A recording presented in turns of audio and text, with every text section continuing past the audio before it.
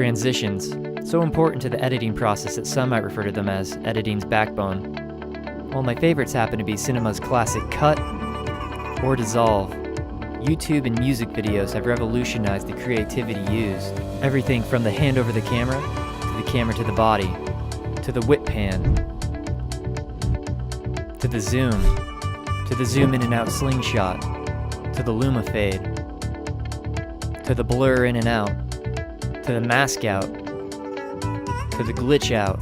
But for this video, I wanted to play around with some ideas that we don't see that often, and this is where it starts. The painting transition. This transition takes a painting and turns it into your footage. Or, in the reverse, takes your footage and turns it into a painting. This transition starts in After Effects, and you're going to want to take your footage and add a CC plastic effect.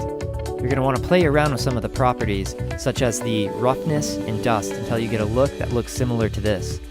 Next, I add a CC vector blur, and it's going to give you more of that watercolor kind of look. For this particular effect, I use a directional fading, and I play around with the amount until I see something I like.